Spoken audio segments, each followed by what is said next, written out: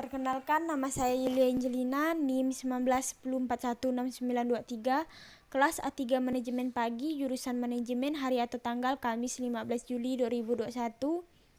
Mata kuliah Analisis Lingkungan Bisnis, dosen pengampu Bapak Adi Mursalin, SEMM.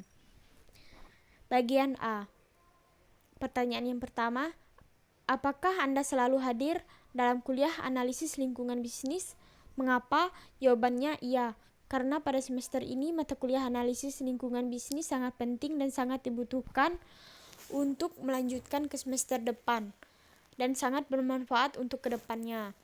Pertanyaan nomor 2, berapa kali Anda hadir dalam kuliah analisis lingkungan bisnis secara daring? Jawabannya 14 kali. Pertanyaan nomor 3, apa-apa yang saudara lakukan selama saudara belajar analisis lingkungan bisnis secara daring? Manfaat apa yang saudara peroleh mempelajari analisis lingkungan bisnis secara daring? Jawabannya, mengerjakan dan memahami tugas-tugas yang telah diberikan. Manfaatnya memberikan kita untuk lebih mengenal lokasi dan lingkungan serta mendapatkan kesempatan atau peluang bisnis yang akan diambil. Pertanyaan nomor 4, apa tugas terstruktur yang diberikan oleh dosen saudara selama kuliah daring? Jelaskan tugas terstruktur Anda. Jawabannya, mengerjakan tugas-tugas yang telah diberikan seperti membuat video record tentang isi buku analisis lingkungan bisnis dari bab 1 sampai bab 6, mengerjakan soal yang ada di buku analisis lingkungan bisnis, meringkas isi dari link video yang ada pada bab-bab tertentu yang telah diberikan pada buku analisis lingkungan bisnis, serta membuat PowerPoint pada bab-bab yang telah diberikan. Untuk pertanyaan nomor 5, jelaskan buku yang digunakan dalam kuliah analisis lingkungan bisnis. Siapa penulis buku analisis lingkungan bisnis tersebut? Pada tahun berapa buku tersebut ditulis? Berapa halaman buku analisis lingkungan tersebut? Berapa jumlah bab yang terdapat dalam buku analisis lingkungan bisnis tersebut? Coba sebutkan dan jelaskan secara singkat isi dari bab-bab yang terdapat dalam buku analisis lingkungan bisnis tersebut. Bagaimana pendapat Anda mengenai buku analisis lingkungan bisnis tersebut dan apa manfaat yang Anda peroleh membaca buku analisis lingkungan bisnis tersebut? Jawabannya, buku yang digunakan dalam kuliah analisis lingkungan bisnis adalah buku Ajar Analisis Lingkungan Bisnis. Penulisnya adalah Bapak Adi Mursalin, SEMM. Buku tersebut ditulis pada tahun 2021. Halaman pada buku tersebut yaitu 789 halaman. Buku Ajar Analisis Lingkungan Bisnis memiliki 14 bab. Manfaat yang dapat diperoleh adalah untuk menciptakan peluang baru usaha dengan mempertimbangkan aspek-aspek penting di dalamnya. Pertanyaan nomor 6, bagaimana kuliah daring analisis lingkungan bisnis memberikan kesan kepada Anda? Platform media apa yang digunakan oleh dosen dalam memberi tugas analisis lingkungan bisnis? Jawabannya, kesan selama kuliah daring ini adalah pembelajaran daring seperti ini menguras paket internet. Mungkin jika kuliah dilakukan tatap muka akan lebih efektif dan lancar tanpa ada keluhan sama sekali. Media yang digunakan saat pembelajaran daring ini adalah yang pertama Google Classroom, yang kedua WhatsApp, yang ketiga Facebook, yang keempat YouTube. Bagian B. Pertanyaan pertama, jelaskan pengertian manajemen krisis dan sifat dan penyebab terjadinya krisis. Jawabannya, krisis adalah situasi di mana kerugian terhadap orang atau properti telah terjadi atau akan segera terjadi. Krisis biasanya tidak terduga, dapat meningkat dengan cepat dan dapat merusak kinerja operasi perusahaan, reputasinya dan kredibilitas manajemen. Krisis seringkali membutuhkan tindakan di bawah tekanan waktu, sehingga manajemen harus bertindak dengan rasa urgensi. Krisis dapat menarik perhatian media dan aktor politik swasta. Selain itu,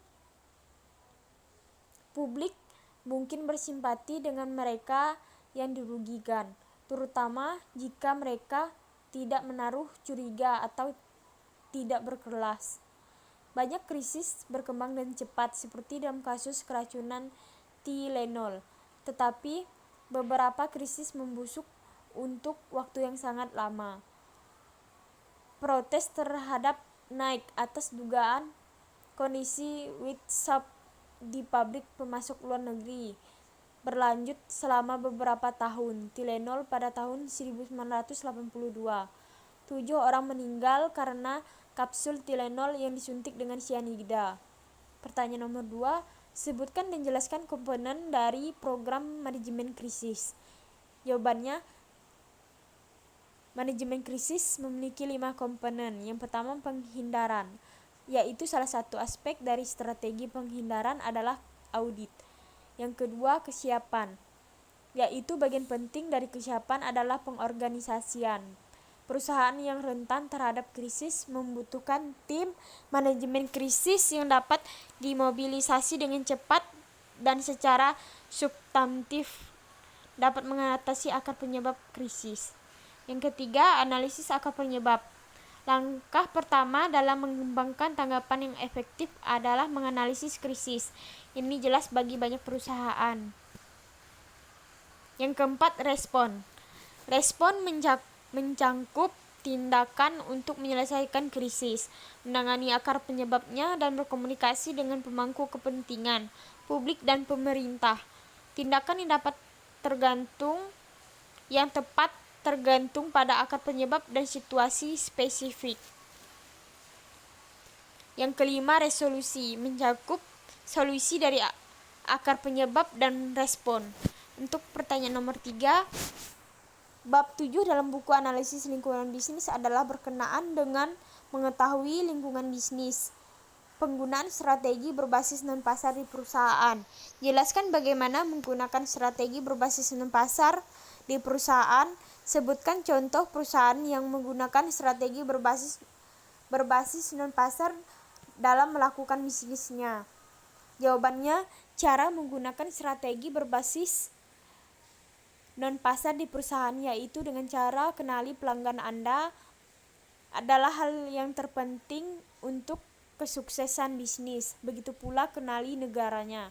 Contoh perusahaan yang menggunakan strategi berbasis non-pasar yaitu di Cina, di mana perusahaan lokal dengan cepat belajar bahwa menggabungkan praktik manajemen barat dan pemanfaatan dukungan pemerintah yang cerdas dapat membuka pintu dan memenangkan kontrak. Seperti yang penulis tulis ini, perusahaan barat sebaiknya memahami bagaimana perusahaan Cina menggabungkan strategi pasar dan non-pasar. Pertanyaan nomor 4, jelaskan apa yang dimaksud dengan strategi non-pasar umum dan sebutkan dan jelaskan 3 strategi non-pasar generik atau umum tersebut. Jawabannya, strategi non-pasar umum adalah strategi tentang bagaimana perusahaan mengejar keunggulan kompetitif di seluruh ruang lingkup pasar yang dipilihnya. 3 strategi non-pasar generik adalah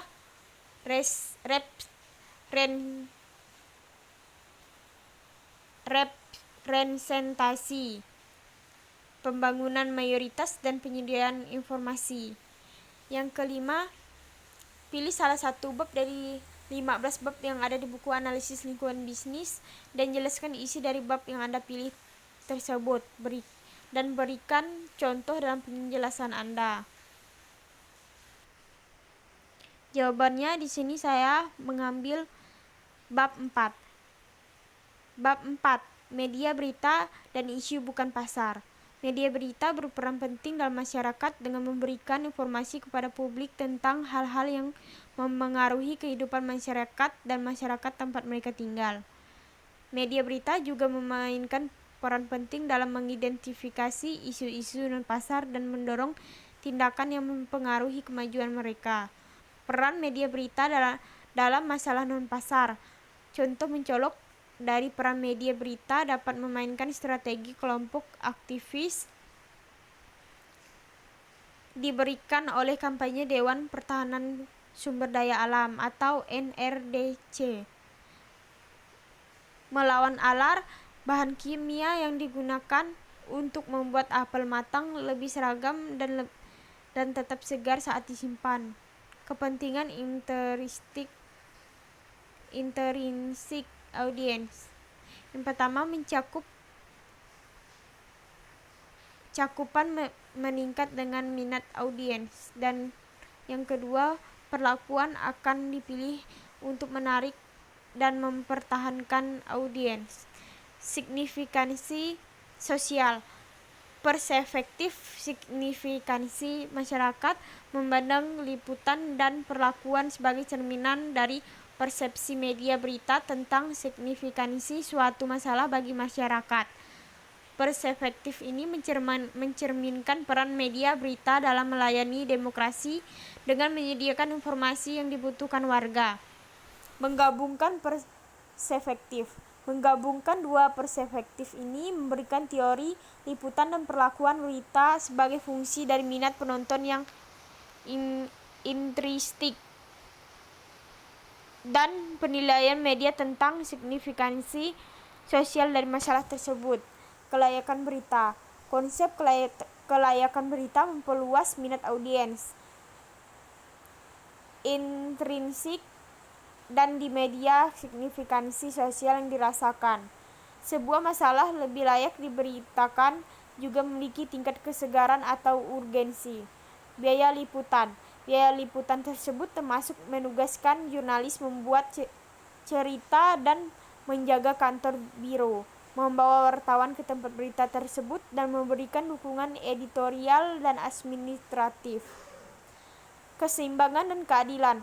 Keseimbangan membutuhkan penyajian kedua sisi masalah, yaitu seringkali melibatkan pemberian kesempatan bagi berbagai pihak untuk menyampaikan pandangan mereka tentang masalah tersebut. Keadilan melibatkan tidak hanya memastikan bahwa mereka yang terlibat dalam suatu masalah memiliki kesempatan untuk menyampaikan pandangan mereka, tetapi seseorang atau subjek tidak disajikan atau diperlakukan dengan secara yang tidak adil. Sifat berita media. Organisasi berita sebagai bisnis. Organisasi berita berada dalam industri yang sangat kompetitif. Mereka bersaing tidak hanya dengan perusahaan lain di media yang sama, tetapi juga lintas media. Profesi. Keputusan media dibuat oleh orang-orang yang memiliki karir di bidang jurnalisme. Untuk pertanyaan nomor 6, bagaimana peran pemerintah dalam bisnis? Apakah pemerintah ini termasuk dalam lingkungan pasar atau lingkungan bukan pasar? Jelaskan jawaban Anda. Jawabannya, peran pemerintah dalam bisnis menurut Porter yaitu yang pertama spesialisasi faktor, yang kedua menetapkan regulasi, yang ketiga memperluas standarisasi kualitas produk, keamanan dan lingkungan, yang keempat mendukung kepentingan yang memungkinkan adanya investasi yang berkelanjutan, dan yang kelima mendukung iklim usaha yang kompetitif. Menurut saya, pemerintah itu termasuk dalam lingkungan bukan pasar karena pemerintah hanya membuat aturan tentang lingkungan pasar. Untuk bagian C,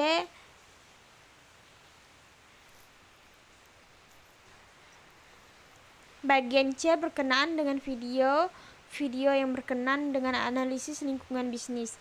Setelah mahasiswa menonton video-video analisis lingkungan bisnis ini, mahasiswa diminta untuk menjelaskan judul video yang ditonton dan makna judul video tersebut menurut versi mahasiswa.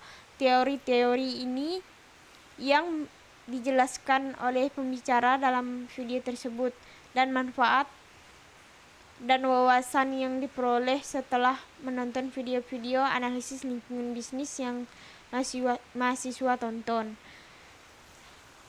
Untuk link yang pertama, yaitu judul dari video tersebut, yaitu lingkungan yang mempengaruhi bisnis.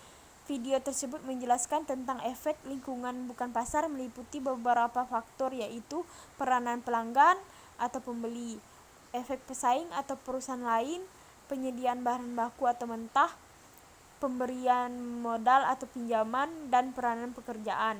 Yang pertama, ketidakstabilan ekonomi meliputi beberapa aspek, yaitu A. Tingkat pertumbuhan ekonomi atau PDB. Yang B. Masalah pengangguran. C. Pengendalian laju inflasi. Dan yang D. Neraca pembayaran dan nilai kursus. Yang kedua, kestabilan politik, yaitu yang pertama telah ditetapkan institusi politik, pemerintahan, dan undang-undang yang mengatur kehidupan masyarakat dengan aman dan teratur.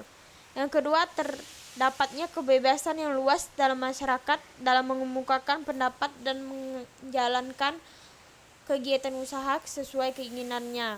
Yang ketiga, terbentuknya sistem ekonomi yang dapat memberikan ruang bagi masyarakat untuk menjalankan kegiatan usahanya dalam sistem persaingan yang sehat. Yang ketiga, kebijakan pemerintah, yaitu terdapat dua macam, yaitu kebijakan fiskal dan kebijakan moneter.